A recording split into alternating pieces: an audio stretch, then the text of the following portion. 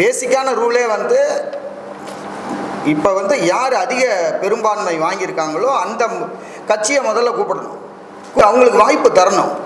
15 நாட்கள் நீங்கள் டைம் தரணும், ஃப்ளோர் டெஸ்ட் நடத்தணும், சட்ட சபையில் தான் நிரூபிக்கணும் எனக்கான அறுதி பெரும்பான்மை இருக்கா, மெஜாரிட்டி இருக்கான்றதை நான் வந்து சட்டசபையில் தான் நிரூபிக்கணும். கவர்னருடைய வீட்டில் போய் நான் நிரூபிக்கக்கூடாது. இதுதான் எங்களுடைய கருத்து. இதுதான் புதிதாக ஒருத்தருக்கு நம்ம வாய்ப்பு தரணும். எல்லாருடைய எதிர்பார்ப்பும் அதான் சார் இருக்கு. ரெண்டாவது ஒரு 5வது படிக்கிற குழந்தை கூட இன்னைக்கு வந்து விஜய் சார் வருவார் ஆட்சிக்குன்றாங்க.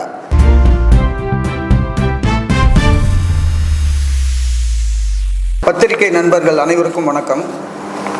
மக்கள் நலனுக்கான வழக்கறிஞர் குரல், வாய்ஸ் ஆஃப் வக்கீல் in interest of public, VVIP என்கிற வழக்கறிஞர் மற்றும் பொதுமக்கள் நலன் சார்ந்த அமைப்பு ஒன்றை வழக்கறிஞர்களாக நாங்கள் நடத்தி வருகிறோம்.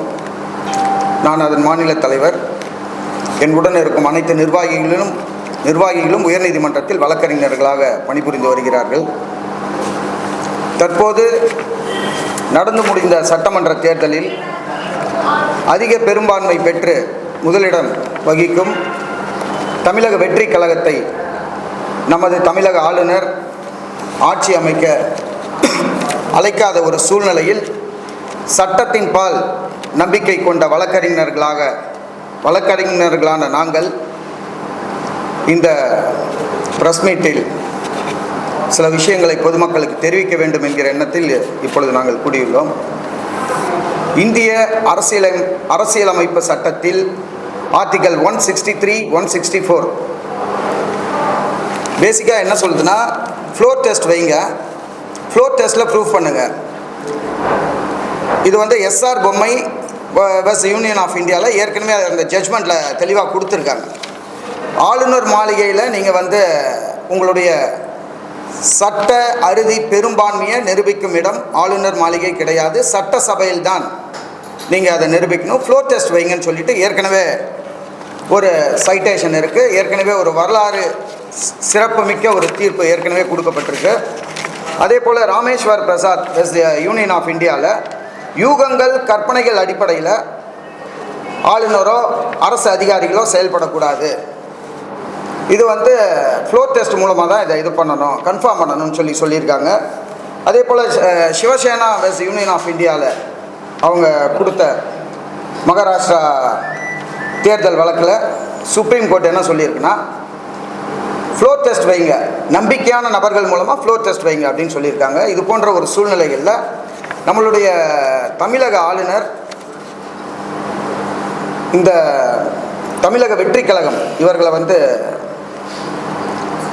இறுதி அந்த பெரும்பான்மையை நிரூபிக்க அவங்க ரொம்ப தயங்கிட்டு இருக்காங்க, ரொம்ப தயக்கப்பட்டு இருக்காங்க.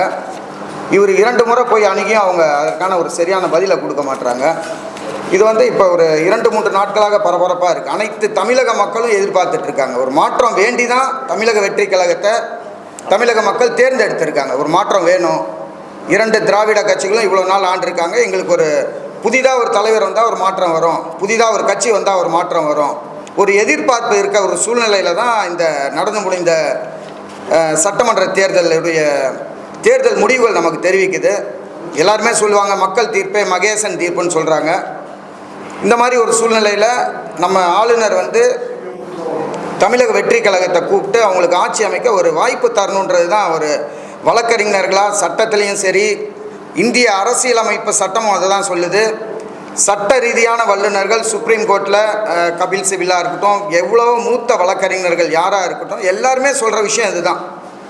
அதே போல் இதை காலந்தாத்தாமல் இதை வந்து ஒரு நல்ல முடிவு இந்த 2 நாட்களில் இது பண்ணி புதுசாக வர ஒருத்தங்களுக்கு வாய்ப்பு தரணுன்றது தான் எங்களுடைய பணிவான வேண்டுகோள். உயர்நீதிமன்றத்தில் வழக்கறிஞராக பணிபுரிந்து வருகிறேன். மக்கள் நலனுக்கான வழக்கறிஞர் குரல் என்கிற VVIP என்கிற வழக்கறிஞர் மற்றும் பொதுமக்கள் நலன் சார்ந்த அமைப்பு ஒன்றினை நாங்கள் நடத்தி வருகிறோம். எங்களுடன் பணிபுரியும் அனைவரும் ரெகுலராக கோர்ட்டில் ப்ராக்டிஸ் பண்ணக்கூடிய அட்வொகேட்ஸ் தான் எங்கள் கூட எல்லாருமே இருக்காங்க. எங்கள் VVIP அமைப்பு வந்து 45 கோர்ட்டில் தமிழகம் பூரா இருக்காங்க. 1500 பேர் எங்கள் அமைப்பில் உறுப்பினர்களாக இருக்காங்க.